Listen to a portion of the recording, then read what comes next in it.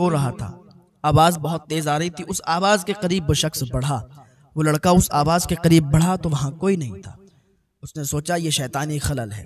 एक बाग है, वो देव का बाग बोला जाता है, उसमें काला देव रहता है। मौलाना तहसीन जिलानी साहब के बयानात सुनने के लिए तहसीन जिलानी ऑफिशियल को सब्सक्राइब करें। जब बाप का साया सर से उठ जाता है तो इंसान बिल्कुल टूट जाता है, चाहे कितना भी कोई टेंशन फ्री हो, लेकिन जैसे ही वालिद का इंतकाल होता है वो टूट जाया करता है। ऐसे ही एक लड़का था, उसकी उम्र 8 साल की थी। उसके वालिद जिंदा थे, माँ भी जिंदा थी। वालिद का काम ये था कि जंगल जाते थे, परिंदे पकड़ कर लाया करते थे और उनको फिर बेचा करते थे, तो यही उनका कारोबार था। तो एक दिन क्या हुआ, उनकी तबीयत खराब हो गई। तबीयत खराब हुई, बिस्तर अलालत पर पहुंचे, काफ़ी दवाई चली, काफ़ी दवा उनकी कराई गई, लेकिन कोई फ़ायदा नहीं हुआ और आखिरी वक्त आ गया, यहाँ तक कि इंतकाल कर गए। जब इंतकाल हो गया तो 8 साल का बच्चा था। जो पैसे, जो रकम जमा की गई थी, जो उसने जमा की थी, वो कुछ दिन तक वो पैसे चले और सारे खर्च हो गए, क्योंकि खर्चे भी आप जानते हैं कि जितनी कमाई इंसान की नहीं होती उससे ज़्यादा तो खर्च हो जाता है। तो कुछ दिन उसकी रकम उसके घर वालों ने यूज की। एक ही बेटा था, उसकी माँ थी और कोई नहीं था। बेटा बड़ा होता गया, यहाँ तक कि 12-13 साल का हो गया। उसने बाप के साथ जा जाके थोड़ा हुनर सीख लिया था, परिंदों का शिकार करने का कुछ उसको आ गया था हुनर। वो जाता था बाप के साथ, सीखता रहता था। तो जब 12-13 साल का हो गया, एक दिन माँ से कहने लगा, माँ अब हमारा ऐसा कोई कारोबार भी नहीं बचा है कि जिसके जरिए से हम अपने घर को चलाएं, जिसके जरिए से हम अपनी जिंदगी बसर करें। माँ अगर तू इजाजत दे तो मैं यही बाप का कारोबार जो था, जो वालिद साहब का कारोबार था, उसी को अपना लूं। मैं जंगल जाके परिंदों को पकड़ कर लाके और बेच दिया करूं। माँ कहने लगी, तू बाप के साथ जाता तो था, लेकिन तुझे इतना तजुर्बा नहीं है कि तू परिंदों को कैद कर ले, परिंदों को पकड़ ले। उसने कहा, माँ जाके देखता हूँ। उसकी माँ ने इजाजत दे दी, क्योंकि थोड़ा बहुत तो इसे हुनर था। उसकी माँ ने इजाजत दी, जाओ, अगर कर सकते हो तो फिर चले जाओ। अब इसने जंगल की गलियां, रास्ते सब देखे हुए थे कि किधर से निकलना है, किधर जंगली जानवर हैं, सारा माहौल इसको पता था। ये एक दिन जंगल में गया, इसने जाल बिछाया, परिंदों को पकड़ने की तकनीक इसने डाली। बहुत देर तक यूं ही बैठा रहा, यहाँ तक कि अंधेरा होने लगा। रात आने को आई तो कोई भी परिंदा इसके जाल में नहीं आया, कोई भी परिंदा इसने नहीं पकड़ पाया। मायूसी की हालत में घर आया, माँ से कहने लगा, माँ हम जंगल तो गए थे लेकिन कोई परिंदा हमें नहीं मिला कि जिसको हम ले आते और फिर उसको फरोख्त करते और कुछ पैसे हमें हाथ लगते। उसकी माँ ने उसे तसल्ली दी कि बेटा ऐसे ही आसानी से कोई काम में सक्सेस नहीं मिलती है। लोग सालों साल लगा देते हैं काम सीखने में, लोग सालों साल लगा देते हैं अपने काम को करने में। बेटा तेरा तो आज पहला दिन था, तू बिल्कुल मायूस मत हो, हिम्मत नहीं हारना बेटा। तू कल भी जा, परसों भी जा, बेटा ऐसे ही जाते रहो, एक ना एक दिन तुम्हारा काम शुरू हो जाएगा और परिंदे भी तुम्हें मिलना शुरू हो जाएंगे और तुम उनको बेच के अच्छी खासी रकम हासिल कर लोगे। इसने माँ की बात सुनी तो इसे तसल्ली हुई। रात को लेटा, सुबह को जब उठा तो फिर ये जंगल की तरफ सुबह सुबह के लिए चला गया। जंगल में वही परिंदे पकड़ने की तकनीक इसने अपनाई। तो पहले दिन भी कुछ हाथ नहीं आया, दूसरे दिन भी कुछ हाथ नहीं आया, तीसरे दिन भी कुछ हाथ नहीं आया, यहाँ तक के 7 दिन इसे कुछ भी हाथ नहीं आया। 8वें दिन जब ये गया तो मायूस नहीं था। बहुत से लोग काम शुरू करते हैं, कोई कारोबार करते हैं, अगर चलता नहीं है तो फिर मायूस हो जाते हैं, उसको बंद करने के सोचते हैं, और यही सबसे बड़ी उनकी गलती होती है। क्योंकि एक काम, कोई भी काम हो, उसको चलते थोड़ा टाइम लगता है। तो 8वें दिन जब ये गया जंगल में तो एक परिंदा इसके हाथ लगा, और वो परिंदा कैसा था, उसके कई रंग थे। तो वो परिंदा इसे हाथ में लगा और ये पकड़ कर लाया, इसने पिंजरे में कैद किया, बंद किया, उसको दाना पानी डाला। सुबह हुई तो इसने सोचा था कि मैं इसको बेच दूंगा, तो इसको बेच के अच्छे दाम मिल जाएंगे। सुबह हुई तो क्या देखते हैं कि उस परिंदे ने एक अंडा दिया, और वो अंडा भी 4-5 या शायद 7 रंग का था। उसमें कई कलर थे अंडे में। तो उस अंडे को देखा, उससे पहले उसने वो अंडा नहीं देखा, तो जो उसके यहाँ उस परिंदे ने अंडा दिया, उस परिंदे को देखकर उसने सोचा चलो बाजार जाएं, इसको बेच दें, हो सकता है शायद कोई इसको खरीद ले और अच्छे पैसे दे दे। तो उसने वो अंडा उठाया, अंडा उठाने के बाद बाजार की तरफ चला गया। सोच तो यही रहा था कि कौन इसको खरीदेगा अंडे को, लेकिन बाजार से जब वो हाथ पकड़ कर ले जा रहा था, हाथ में पकड़कर अंडे को, तो एक दुकानदार था जो बड़ा चालाक था। तो उस दुकानदार ने जब देखा अंडे का कलर कि इसमें कई ज्यादा कलर हैं, तो उस लड़के को बुलाया, कहा इधर आओ, कहा जो तुम अंडा तुम हाथ में रखते हो क्या इसको बेचते हो, क्या इसको बेचोगे? तो उसने कहा हाँ बेचेंगे, कितने रुपए दे दोगे? तो उस दुकानदार ने कहा बताओ तुम कितने लोगे? अब ये लड़का था, इसने सोचा कि ज्यादा से ज्यादा कितने मिल सकते हैं, 10 रुपए का अंडा होगा और इससे ज्यादा कौन खरीदेगा। उसने कहा भाई 10 रुपए का देंगे। उसने कहा ठीक है। चालाक दुकानदार था, उसने 10 रुपए का अंडा खरीद लिया और 10 रुपए का अंडा खरीदने के बाद कहा ठीक है अब तुम जाओ। जब दूसरा दिन हुआ तो फिर उस परिंदे ने वही अंडा दिया उसी कलर का। फिर वो बाजार के लिए निकला बेचने के लिए, तो फिर वही चालाक दुकानदार इसको मिला और उसने फिर 10 रुपए में अंडा खरीद लिया। अब यहाँ तक कि रोज वो परिंदा अंडा देता और ये रोज इसी तरीके से उसी दुकानदार को बेचता रहा। अब वो दुकानदार क्या करता था, वो दुकानदार बादशाह के यहाँ जाके उस अंडे को अच्छी कीमत में फरोख्त कर देता था, अच्छे पैसों में उसे बेच देता था और बादशाह उसको खरीद लिया करता था। इसे खबर हो गई कि हमारा 10 रुपए का अंडा ये खरीदता हो, बादशाह के दरबार में जाके अच्छी कीमत इसकी लगती है, बादशाह के दरबार में जाके अच्छे पैसों में ये बेचता है जाके। तो एक दिन वो बादशाह के दरबार में गया और बादशाह से कहा कि बादशाह सलामत, आप उस दुकानदार से अंडा खरीदते हो? कहाँ मैं खरीदता हूँ?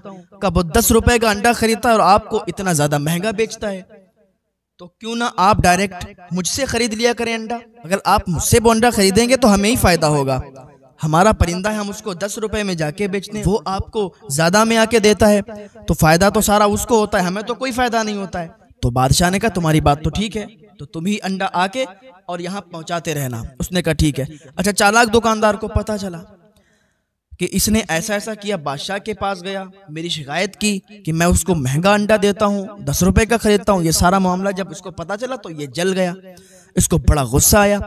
अब ये बादशाह के पास गया और कहने लगा बादशाह सलामत। बादशाह भी उसका दिमाग थोड़ा ऐसा ही था, बेवकूफ टाइप का बादशाह था।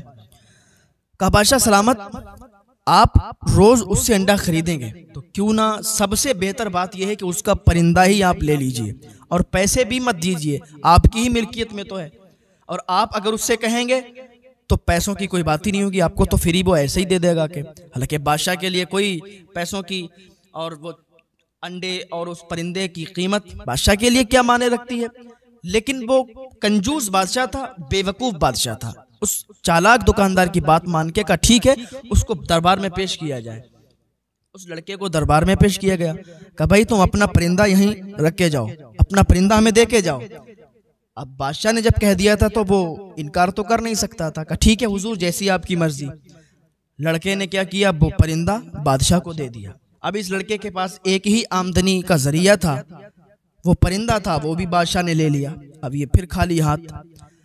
अब ये रोज जंगल में जाता, कोई परिंदा नहीं आता था। एक दिन गया तो बेहतर तरीके से इसने अपना काम शुरू किया और बढ़िया तरीके से जाल बना के ले गया, तो काफी परिंदे फंसे।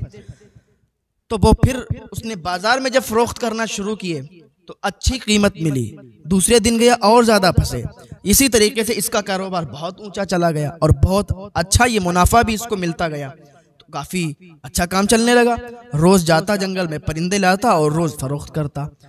शहर में मशहूर हो गया, किसी को भी कोई परिंदे की जरूरत होती थी वो इसके पास आ जाता था, मांगता था, उसको अच्छी कीमत में बेच दिया करता था। इसका कारोबार बहुत ऊंचा चला गया था। अच्छा, जो दुकानदार था वो जलने लगा, उसको हसद हो गया। वो चालाक दुकानदार जलने लगा तो बादशाह के पास गया और बादशाह से शिकायत की कि बादशाह सलामत, ये जो परिंदा आपने लिया है, ऐसा परिंदा अगर एक और आपको मिल जाए तो बहुत बेहतर होगा, और ये 2 परिंदे होंगे तो फिर अच्छा लगेगा।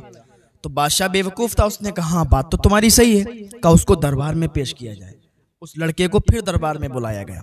बादशाह ने कहा कि देखो ऐसा परिंदा हमें चाहिए और 40 दिन के अंदर हमें ये परिंदा चाहिए, वरना तुम्हें और तुम्हारी माँ को, तुम्हारी वालिदा को कत्ल करवा दिया जाएगा। लड़का था, डर गया। कहा ठीक है, 40 दिन के अंदर आपको परिंदा लाएंगे। लड़का बहुत परेशान हुआ, घर आके बड़ा मायूस, बड़ा उदास हो गया। माँ से कहने लगा, माँ ऐसी शर्त बादशाह ने रख दी है। माँ ने कहा, बेटा उदास मत हो, और जब माँ दुआ कर दे तो फिर बात ही क्या है।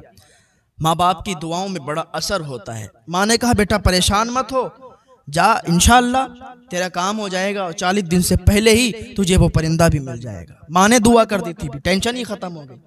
लड़का जंगल में गया, जाता रहा, और परिंदे तो आ जाते थे लेकिन वैसा परिंदा मिलना बड़ा मुश्किल था। एक दिन इसने जाल लगाया और वही परिंदा जो इसने पहले इसके जाल में फंसा था, वही जो अंडा देता था, कलर उसका बदला बदला था, सेम वैसा ही परिंदा फिर फंस गया। इसने परिंदा पकड़ा और पकड़ने के बाद बादशाह की बारगाह में गया। कहा, लीजिए बादशाह सलामत, जैसा आपने हुक्म फरमाया था परिंदा वैसा ही मैं पकड़ के लाया हूँ। बादशाह ने परिंदा लिया, खुश हो गया। अभी ये चालाक जो दुकानदार था, इसने सोचा यार इसने इस शर्त को भी पूरा कर लिया, इस काम में भी ये आगे निकल गया। परिंदा पकड़ना तो बड़ा मुश्किल था, इसने ये भी कर दिया। चलो देखते हैं अब की ये क्या करेगा। वो दुकानदार आके बादशाह के पास फिर आया और कहने लगा, बादशाह सलामत, आपको पता है ये जो परिंदे लाके इसने आपको दिए हैं, ये परिंदे एक फूल होता है उसको सूंघते हैं। अगर 1 साल के अंदर उस फूल को इन्हें नहीं सूंघाया गया, इन्होंने उस फूल को नहीं सूंघा, तो फिर आपके ये परिंदे मर जाएंगे। बादशाह ने कहा, अच्छा फिर इसका इलाज क्या है। बादशाह सलामत सुनिए, एक बाग है, वो देव का बाग बोला जाता है, उसमें काला देव रहता है। उस जमाने में एक बाग था, उसमें मशहूर था कि काला देव रहता है। का बादशाह सलामत, उसी बाग में वो फूल है और वो फूल एक ही बंदा तोड़ के ला सकता है, और वो है ये परिंदे वाला, इसके अलावा कोई भी ला नहीं सकता है। ये दुकानदार ये सोच रहा था कि उस बाग में जब ये जाएगा तो मर जाएगा, वापस ही नहीं आएगा, सारा कारोबार भी खत्म हो जाएगा। लेकिन कोई लाख बुरा चाहे तो क्या होता है, वही होता है जो मंजूर खुदा होता है। कोई तुम्हें लाख दबाना चाहे, कोई तुम्हें लाख गिराना चाहे, कोई तुम्हारे कारोबार से तुम्हें लाख नीचा करना चाहे, कोई नहीं कर सकता जब तक अल्लाह रब्बुल इज्जत ना चाहे। जब तक अल्लाह की मदद आपके साथ है, आपका कोई कुछ भी नहीं कर सकता है। तो बादशाह बेवकूफ था, उसने कहा अच्छा ऐसी बात है तो फिर बुलाया जाए उसे। फिर उसे दरबार में पेश किया गया। बादशाह ने कहा, ठीक है भाई, वो फूल जो है हमें चाहिए, और वो उसी बाग में है जिसमें काला देव रहता है, और तुम्हें वो फूल लाके मुझे देना है। अब उसने कहा, ठीक है हुजूर, जैसा आपका हुक्म। घर पे आए, फिर माँ से कहने लगा, माँ ये तो बड़ा अजीब शर्त रखती है आपकी बादशाह ने, और ये दुकानदार तो बहुत हमसे जलने लगा। माँ ने कहा, बेटा तू किसी बात की टेंशन मत ले, अल्लाह की मदद हमारे साथ है, अल्लाह हमारे साथ है, हमें कुछ नहीं होने वाला है। उसकी माँ ने जब उसे तसल्ली दी, उसे अच्छे कलिमात से नवाजा, तो वो खुश हो गया, टेंशन फ्री हो गया। तो दूसरे दिन वो निकल गया उसी बाग की तलाश में, लेकिन उसे बाग तो मालूम ही नहीं था कि कहाँ है।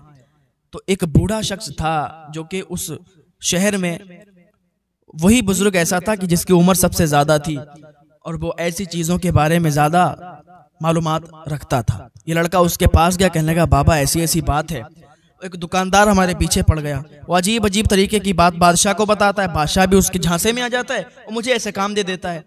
उसने कहा, बेटा परेशान मत हो, वो एक बाग है और सुना जाता है कि उसमें काला देव रहता है, वो लोगों को नुकसान पहुंचाता है, अगर तुम वहां जाओगे तो फिर तुम वापस नहीं आ पाओगे, लेकिन बादशाह का हुक्म है, वहां जाओगे तब भी मर जाओगे, और बादशाह का हुक्म नहीं मानोगे तब भी मर जाओगे। कहा, बाबा मैं जाऊंगा, देखता हूं मैं फिर क्या होता है, बस अल्लाह हमारे साथ है, इंशाअल्लाह हमारी मदद होगी, अल्लाह हमें बचाएगा।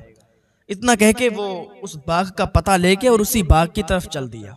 जब उस बाग में पहुंचा तो वो काले देव के नाम से बाग मशहूर था। तो वो वहां पर बैठ गया कि कैसे इसके अंदर जाया जाए, तरकीब सोचने लगा कि किधर से काला देव आ जाए और आके वो फिर अपना काम शुरू कर दे। तो ये भी डर लगा हुआ था, लेकिन अल्लाह पर भरोसा था कि अल्लाह ताला की मदद हमारे साथ जब तक है, जब तक हमारा कोई कुछ भी नहीं कर सकता। काला देव हो या कोई भी देव हो, जब तक अल्लाह हमारे साथ है कुछ भी नहीं हो सकता। बस अल्लाह की रजा पर राजी रहें और अल्लाह को राजी करें। जब आप अल्लाह को राजी करेंगे, अल्लाह का साथ देंगे, अल्लाह की इबादत करेंगे, तो फिर अल्लाह आपका साथ देगा और आपका कोई कुछ भी नहीं कर सकता है। वो अंदर दाखिल हुआ बाग के, सोच रहा था कि कहीं किधर से भी आ ना जाए, तो डरते डरते इधर उधर से जाके छुपते छुपते वो एक उसके अंदर मकान बना हुआ था, उसमें कई कमरे थे, तो एक कमरे के अंदर दाखिल हो गया। जैसे ये कमरे के अंदर दाखिल हुआ और दाखिल होने के बाद उसमें देखा तो एक रोने की आवाज़ आ रही थी, कोई रो रहा था, आवाज़ बहुत तेज़ आ रही थी। उस आवाज़ के करीब वो शख्स बढ़ा, वो लड़का उस आवाज़ के करीब बढ़ा तो वहाँ कोई नहीं था। उसने सोचा ये शैतानी खलल है, लेकिन फिर आवाज़ आने लगी तो और करीब बढ़ा तो देखा कि वहाँ पर एक कालीन बिछी हुई है, लेकिन था कोई नहीं। कालीन हटाई तो कालीन हटाने के बाद क्या देखता है कि अंदर एक दरवाज़ा है। उसने दरवाजे को खोला, दरवाज़ा खोलने के बाद उसमें एक जीना था, उस जीने पर पैकड़ियों के राह नीचे उतरा। फिर उसके अंदर एक कमरा बना हुआ था, फिर उसमें भी एक दरवाज़ा था, उस दरवाजे को खोला, बहुत डर रहा था। डरते डरते उसके अंदर दाखिल हुआ तो क्या देखता है कि एक लड़की जो कि वहां पर उल्टी लटकी हुई है, बंधी हुई है, उसके बाल भी बंधे हुए हैं और वो चीख रही है, रो रही है। लड़की ने जैसे ही देखा कहा तुम कौन हो, यहाँ कैसे आए हो? उसने कहा मैं इंसान हूं, मैं यहाँ पर एक फूल तलाश करने आया हूं, बस यूं ही ढूंढता ढूंढता आ गया इधर और तुम्हारे रोने की आवाज आई तो मैंने सोचा हो सकता है शैतानी खलल हो, लेकिन फिर आवाज आई तो मैं ढूंढता ढूंढता यहाँ पर आ गया। आप कैसे यहाँ पर हो? कहा मुझे वो जिन कैद करके लाया है, मुझे वो जिन, वो देव यहाँ पकड़ कर लाया है और उसने यहाँ बांध कर रखा है, रोज वो परेशान करता है, टॉर्चर करता है, वो जिन हमें यहाँ कैद करके गया है।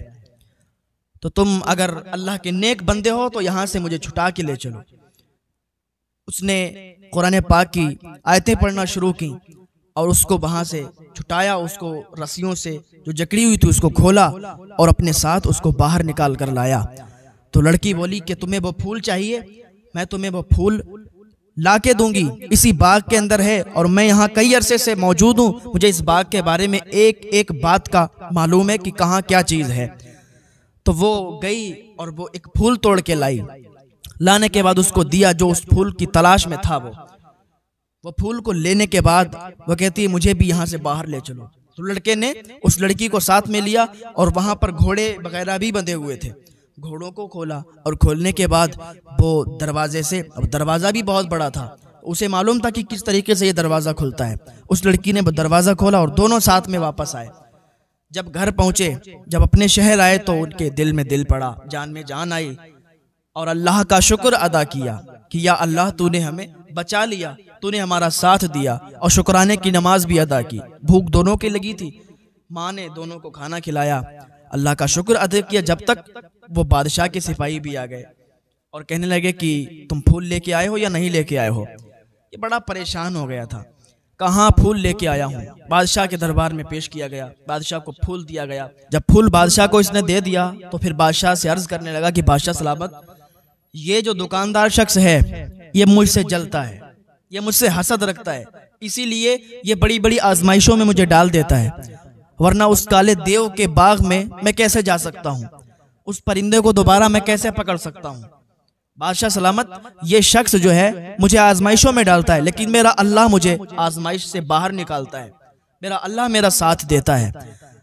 तो बादशाह सलामत ने जब इसकी ये बात सुनी तो बहुत खुश हुआ, ये अल्लाह ताला का वाकई नेक बंदा है और जो भी बात मैंने इससे कही इसने पूरी की, जो भी काम इसको दिया इसने उसको अंजाम दिया। बादशाह उससे खुश हुआ, उससे काफ़ी दौलत से नवाजा और जो वो दुकानदार था चालाक उसको कैद खाने में डलवा दिया। तो अल्लाह ताला की आजमाइशें आ जाती हैं, इंसान उन आजमाइशों में खरा उतर जाए। आजमाइशें आ जाती हैं तो उस टाइम इंसान सब्र करे। सब्र का फल बताया जाता है मीठा होता है, तो सब्र का फल मीठा ही होता है। इंसान को अगर सब्र करना आ जाए तो समझो कि वो कामयाब है, और जिसको सब्र करना नहीं आया तो वो नाकामयाबियों की मंजिल पर है। हाँ, कभी कामयाब नहीं हो सकता। जिसे सब्र आ गया, जो सब्र कर सकता है, जो सब्र करना जानता है, वो कामयाब हो जाए।